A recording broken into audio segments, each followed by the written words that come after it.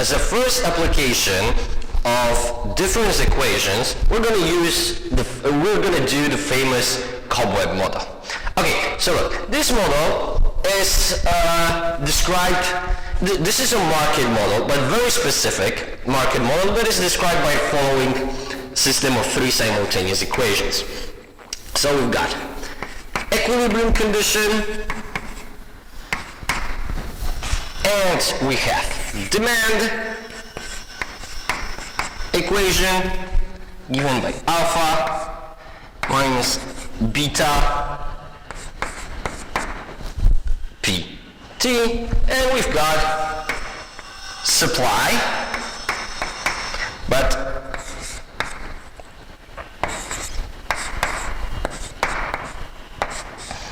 and here is where something new appears. Look, in our case, supply in year T is dictated by price in the previous period. Okay, so look, of course, just as before, we assume that all the coefficients, alpha, beta, gamma, delta, are positive. But let's go through this model. Look, first equation, equilibrium condition, is that quantity demanded equals to quantity supplied. Nothing new, but in this case, it will have some new implications. Then, quantity demanded at time t depends on the level. Oh, sorry, of course. It depends on the price level at time t.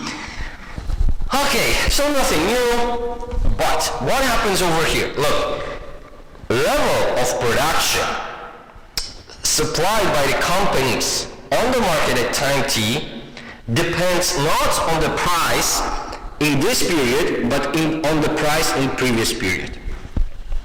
So look, what is actually happening on this market? We can imagine that this is market for some agricultural goods. Why? Look, the companies, or generally the farmers even, will decide how much they want to produce, let's just say based on price in this year. But look, in order to produce all the vegetables, let's just say, they need, let's just say, 1 year to go through the full process. And look, at the end of this full year, they will have a product. And this product actually needs to be sold totally. Why? Well, it cannot be stuck in the inventory forever because it is a perishable good. Perishable in a sense that the vegetables will go bad, we can no longer eat them. So look, the situation here goes like this. The companies are making a decision about level of production based on the price in year T-1, but this level of production is prevailing on the market in the next period. On the other hand, customers are actually deciding how much they want to buy, of course based on the current price. Now, this condition actually implies that producers would like to sell everything they have. Why? Well, of course, if they're not gonna sell everything they got, this means that at least part of their inventory will go bad and they cannot do anything with it. Okay, now let's see what consequences of this situation, of this model setup, will be for the market price, stability of equilibrium, stability of equilibrium of market price, and can it be achieved? Okay, so we need to condense those three equations into one model, just like we always do. So we've got this is alpha minus beta pt equals to negative delta plus negative gamma plus delta p t minus 1. Okay, as usual, let's put all endogenous variables on the right hand side, all exogenous variables on the left hand side. So we've got negative beta p t minus delta p t minus 1 equals to negative alpha minus gamma. Okay, it's definitely a good idea at this moment to divide everything out by negative beta. Of course, we want to have coefficient 1 on pt, and we can accomplish that by dividing through by negative beta. Okay, so out of this, we obtain that this is pt plus delta over beta p t minus 1 equals to alpha plus gamma over beta. Okay, and look, let's just to make everything consistent with what we learned in the theoretical part before, let's move the subscripts. We can always do it. So we can have equation in the form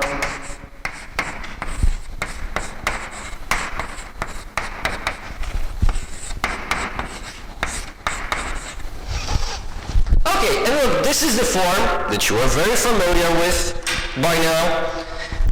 So what do we have here? This is our y, t plus 1. This is our a. This is our yt.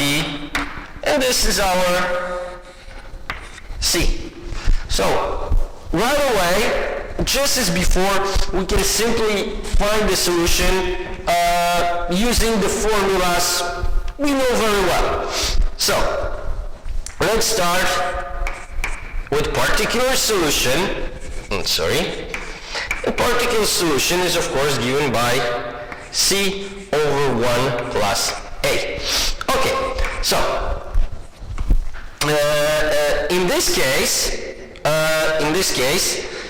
we have c equal to alpha plus gamma over beta, and we need to divide it by 1 plus delta over beta. Okay, to make things simpler, let's put this in a form of a fraction. Let's go to another board. So we will have then that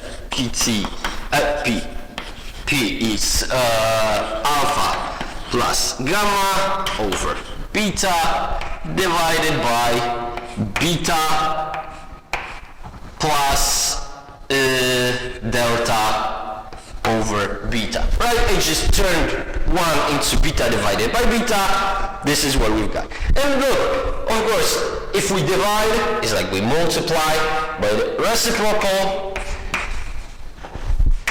So we simply get this expression. We clearly see that betas are canceling each other out. So we get that this is alpha plus gamma over beta plus delta. And look, again, we are arriving at the very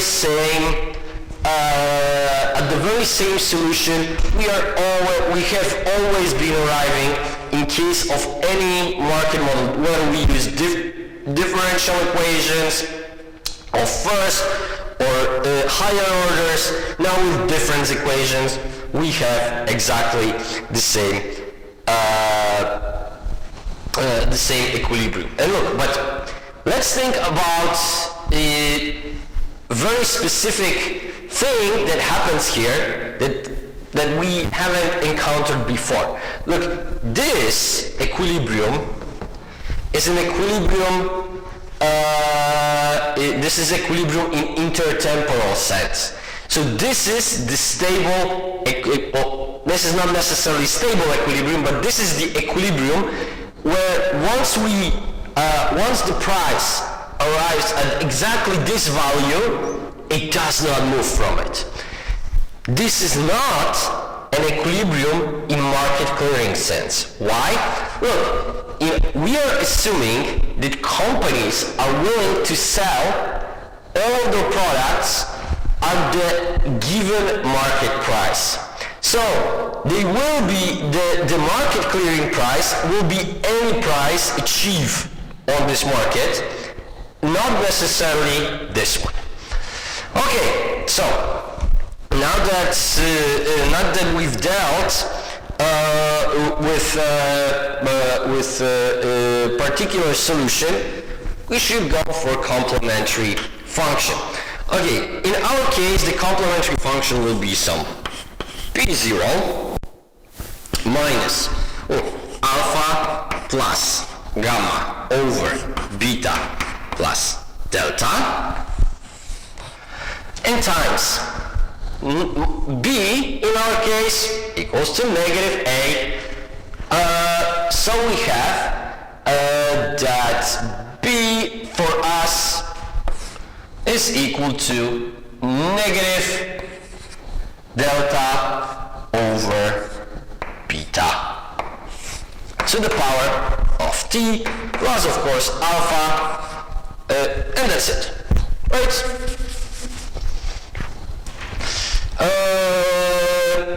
And that's it, right? So now, knowing this, we can write the complete solution. So Pt is equal to P0 minus intertemporal price. And of course we know that an intertemporal equilibrium price is given by this expression.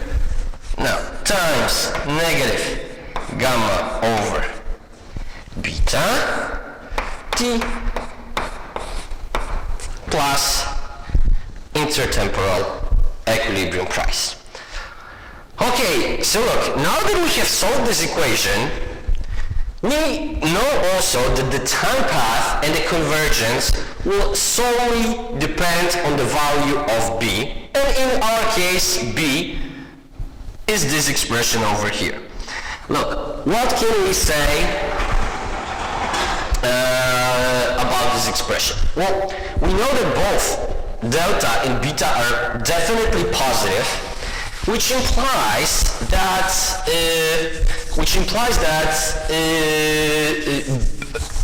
b will definitely be negative because we have minus up front, which leads to oscillatory time path.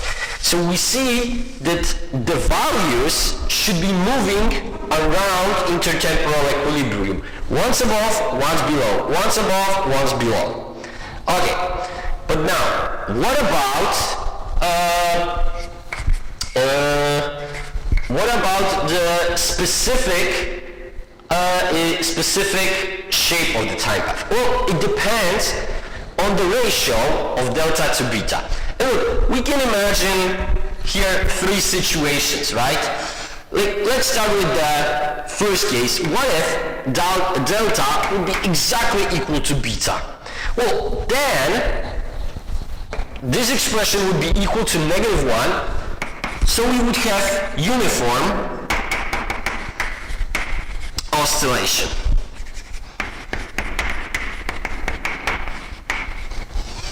Now, on the other hand, look, if delta would be bigger than beta, then we would have explosive oscillation.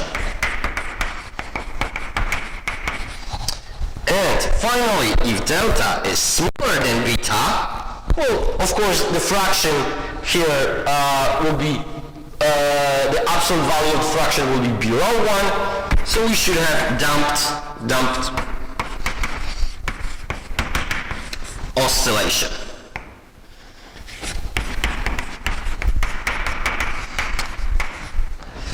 Okay, let's just say that we will be considering ourselves only with those two cases Of course, at home, please try to do the last one, but once you see how those two are done, doing the last one is pretty easy. Okay, so we see that basically the time path of equilibrium depends only on these two parameters. But what are those parameters? Look, if we said that Q dt was given by alpha minus beta bt, right? So, in other words, we see that we can calculate the derivative of Q dt with respect to pt is equal to negative beta. On the other hand, we had supply equal to negative gamma plus delta pt minus 1, which gives us that dqs t dpt minus 1 is given to delta. And look, apparently those two are associated with the slopes of demand and supply. Look, we see that beta is the negative of the slope of demand, while delta is simply the slope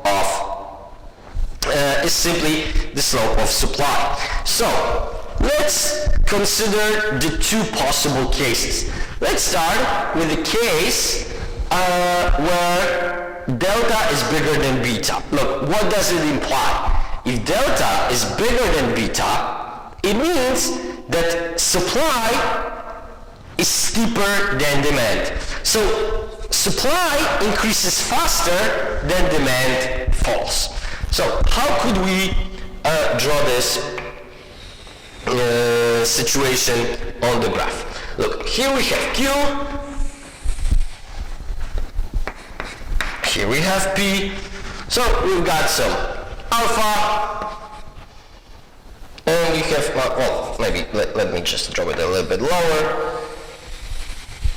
Okay, and let's just say that this is our demand. Let's just assume that this is perfectly straight line. Okay. Now, then we've got supply. So we start at some negative value. Let's just say that this is another big negative value. And our supply is relatively steep. Okay, here in the center, of course we will have equilibrium price and quantity, but in intertemporal sense. Remember, not in market clearing sense. Okay, so now that we've got the market, we can actually observe what will be the time path. And look, let's just say that price starts at some level P0. Okay, and look, let's just say that based on this price level, I'm sorry, I made this too steep, because if it is too steep, we will not get the nice Cobweb effect, which is something that we clearly want to have here. Okay. So price is P0 at the very beginning. Look, what happens? So companies decide to produce Q0 of the product, right? But look, they decided this previous year. Now the year has come that they produce this, they see that in order to sell this much product, they will need to charge lower price. Look, this price, this lower price is P1. Okay, so look, what has happened over here? We can say that we started with this price, which ascertained this level of production. So with this price, companies wanted to produce Q0 goods, but in order to sell them all, and remember, the good is perishable, so we need to sell all of it, they need to decrease the price to P1. And look, this price is clearly below market price, below market, below intertemporal price. And okay, so the companies now observe that there is that the prevailing price on the market is P1. So what do? They decide to produce just this amount of goods, Q1, right? Associated with this price level. But once they are producing it, so let's just say a year passes, with this level of production, they can charge way higher price. The price on the market is going to P2. And look, with price that high, companies now would like to charge, would like to produce even more. But with so much product on the market, well, at this moment, nobody would even buy it. Look, this is where we get this explosive oscillation. Look, we see that because companies cannot produce the amount that would clear the market in intertemporal sense, in this case, because they have this lag in production, they need to base their decision on the prevailing price. And because of that, they either produce too much or too little. And this causes these oscillations. Look, this is called the Cobweb Model because each consecutive round produces bigger and bigger cobweb. But look, we would also see that if I would like to draw on the graph what is happening. So here we would have time, here we would have price, here we would have intertemporal price. Look, we would see this in the following fashion, that with each time period we observe bigger and bigger oscillations around the intertemporal price. Okay, so now let's go to the case number 2. So what if this time we would have demand steeper than supply?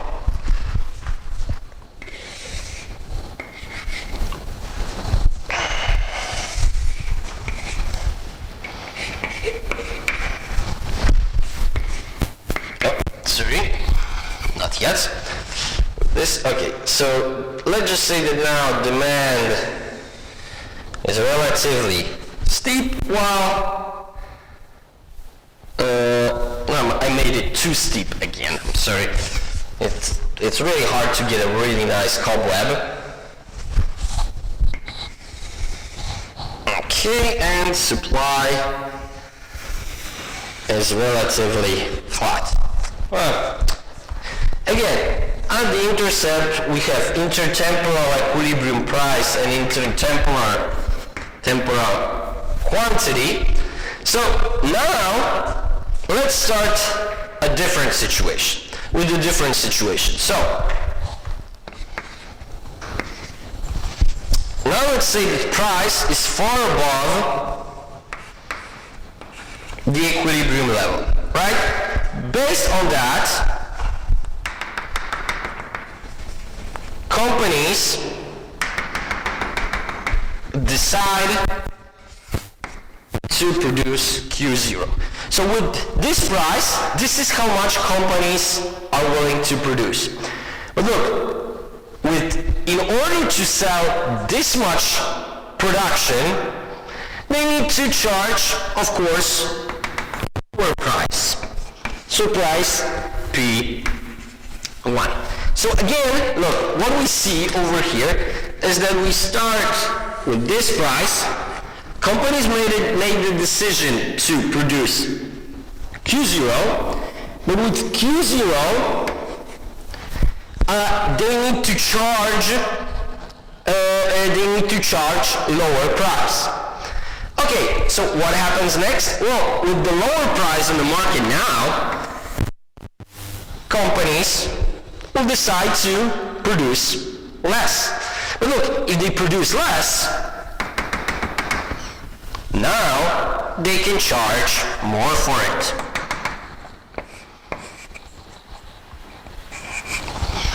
And we have another round. So look, based on this price, companies decided to produce Q1,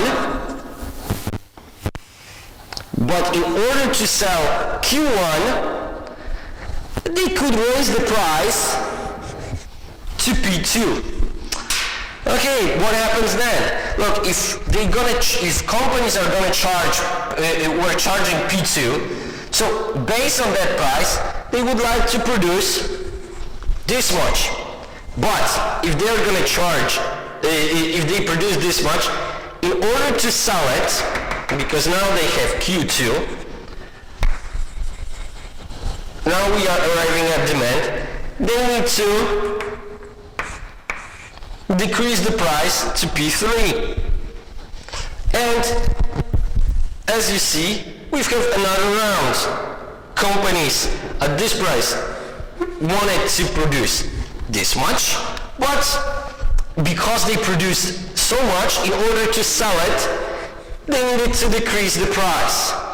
And I hope you can expect what happens now. With this price, companies are willing to produce less, but when they produce less, they can charge more. When they can charge more, they decide to produce more. But when they produce more, they need to decrease the price to sell it. Look, eventually, what we see over here is that now the cobwebs are getting closer and closer and closer to intertemporal equilibrium. And look, we can say that after enough time has passed, the market clearing sense and intertemporal sense will become one once the system converges to the intertemporal equilibrium. Okay, so look, what do we learn from this? Look, if companies are making decision about the level of production with lags, the stability of equilibrium will depend on the relative slopes of demand and supply. If supply is steeper, we will have explosive oscillation. If demand is steeper, like in the case we've analyzed right now, look, we will have a time path that looks like this. That we will have start over here, then go here, then go here, and we will be moving closer and closer and closer to intertemporal equilibrium. Okay, so this is it for now. In the next video,